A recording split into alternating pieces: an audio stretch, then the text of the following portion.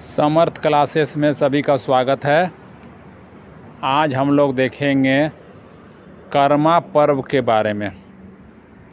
कर्मा पर्व के बारे में देखेंगे। देखिए ये जो फ़ोटो है ये कर्मा पर्व का है। लगभग यहाँ के सभी गांव के लोग इसको जानते हैं, सभी स्टूडेंट्स जानते ही हैं। फिर भी इसका डिटेल से हम लोग देखेंगे कि क्या है और कब मनाया जाता है इसे, कर्मा पर्व। ठीक है, तो वीडियो को ध्यान से देखिए। देखिए यह प्रकृति संबंधी त्यौहार है। प्रकृति संबंधी त्यौहार है। इस त्यौहार का प्रमुख संदेश है कर्म की जीवन में प्रधानता, इसलिए इसका नाम पड़ा है कर्मा। यह आदिवासियों व सदानों में समान रूप से प्रचलित है। आदिवासियों में और सदानों में समान रूप से प्रचलित है। इस पर्व में भाई के जीवन की कामना हेतु, ठीक है, भाई के जीवन की कामना हेतु बहन द्वारा उपवास रखा जाता है। ठीक है, यह पर्व हिंदुओं के भैया दूज की ही भांति भाई बहन के प्रेम का पर्व है। ठीक है, भाई बहन के प्रेम का पर्व है ये कर्मा। कब मनाया जाता है ये बहुत इम्पोर्टेंट है। यह पर्व भाद्रपद माने भादो, सावन के बाद जो आता है भादो माह के शुक्ल पक्ष की एकादशी को, याद रखना इस लाइन को, भादो माह के शुक्ल पक्ष की एकादशी को यह मनाया जाता है। इस त्यौहार में नृत्य के मैदान, नृत्य का जो मैदान है जहाँ नृत्य किया जाता है उसे अखड़ा कहा जाता है। जहाँ नृत्य किया जाता है उसे अखड़ा कहते हैं। में करम वृक्ष की 2 डालियाँ गाड़ दी जाती है। करम वृक्ष की 2 डाली काटकर उसमें वहाँ पर गाड़ देते हैं बीच में, तथा पाहन द्वारा लोगों को कर्मा कथा, मतलब पंडित जो होते हैं उसके द्वारा कर्मा कथा, कर्मा एवं धर्मा नामक 2 भाइयों की कथा सुनाई जाती है। इस पर्व के दौरान रात भर नृत्य गान का कार्यक्रम किया जाता है। इसके बाद इसमें नृत्य चलता है। ठीक है, कहता है कि मुंडा जनजाति में कर्मा की 2 श्रेणियां हैं। मुंडा जनजाति में 2 तरह का कर्मा मनाया जाता है। देखते हैं क्या है। तो पहला जो है राजकर्मा। राजकर्मा जो है घर आंगन में की जाने वाली पारिवारिक पूजा, ठीक है, वो हो गया राजकर्मा। और एक हो गया देशकर्मा, माने अखड़ा में की जाने वाली सामूहिक, माने पूरा गांव के जो लोग मिल के करेंगे अखड़ा में, वो हो गया देशकर्मा। इस तरह मुंडा जनजाति में कर्मा की 2 श्रेणियां हैं। मुंडाओं में मान्यता है कि इस पर्व के दौरान करम गोसाई से मांगी गई हर मन्नत पूरी होती है, ऐसा मान्यता है मुंडाओं का। मुंडा जनजाति की कुंवारी लड़कियां इस पर्व में एक बालू भरी टोकरी में कुर्थी, जौ, गेहूँ, मकई, उड़द, चना तथा मटर, ये नाम सब याद रख लेना है। कुर्थी, जौ, गेहूँ, मकई, उड़द, चना तथा मटर, 7 प्रकार के अनाजों की जावा उगाने की प्रथा का पालन करती है। 7 प्रकार का अनाज दे के जावा को उगाया जाता है। इस टोकरी को पूजा स्थल में रखकर जावा का प्रसाद वितरित किया जाता है। ठीक है, जिस दिन पाहन द्वारा पूजा होगा उसके बाद प्रसाद भी वितरित होता है, तथा अगले दिन सूर्योदय से पूर्व कर्म डाली को नदी या तालाब में विसर्जित कर दिया जाता है। ठीक है, दूसरे दिन सुबह सुबह जो है उसका विसर्जन हो जाएगा डाल का।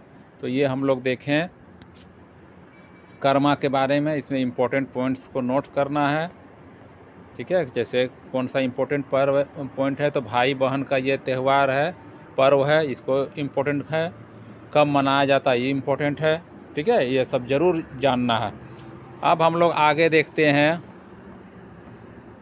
ये जो देख रहे हैं आप लोग फोटो सोहराय पर्व का है, पशु पूजा का है। ठीक है, इसके बारे में हम लोग देखेंगे। ये भी झारखंड में बहुत धूमधाम से मनाया जाता है सोहराय। तो चलिए देखते हैं इसमें क्या है। तो बोलता है यह पर्व दीपावली के दूसरे दिन मनाया जाता है। दीपावली के दूसरे दिन मनाया जाता है। इसका संबंध जानवर धन से है, जानवर से है इसका संबंध। पूछेगा कि किस त्यौहार का संबंध जानवरों से है, ठीक है, ऐसा क्वेश्चन आ चुका है। इस पर्व में मवेशियों को नहलाकर उनकी पूजा की जाती है। मवेशियों की पूजा किस पर्व में? तो सोहराय। कब मनाया जाता है? ध्यान से देखना है। यह मनाया जाता है पौष माह में। देखिए क्वेश्चन आया हुआ, स्टार मार्किंग मतलब वो आया हुआ है। पौष माह में फसल कट जाने के बाद यह पर्व मनाया जाता है, पौष माह में। यह झारखंड में संथाल जनजाति का सबसे बड़ा पर्व है। पूछेगा कि संथाल जनजाति का सबसे बड़ा पर्व, तो सोहराय देना है आंसर।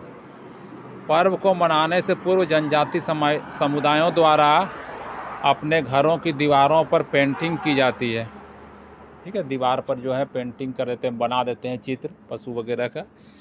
पेंटिंग है तो कृत्रिम रंगों का स्थान पर प्राकृतिक पदार्थों जैसे पत्तियां, चावल, कोयला आदि का प्रयोग करके वो दीवारों में पेंटिंग बनाते हैं। बड़ा अच्छा लगता है देखने में। देहात में, गाँव में जहाँ मिट्टी से नीप के दीवार को और उसमें चित्र बना देते हैं।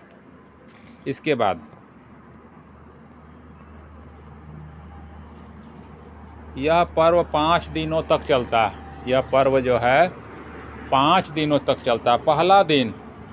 पहला दिन बोलता है गोडटाड़ी बथान में जाहिर एरा का आह्वान किया जाता है। पहला दिन जो है गोडटाड़ी बथान में जाहिर एरा का आह्वान किया जाता है तथा रात में प्रत्येक गृहस्थ के युवक युवतियां जो हैं गो पूजन करते हैं रात में।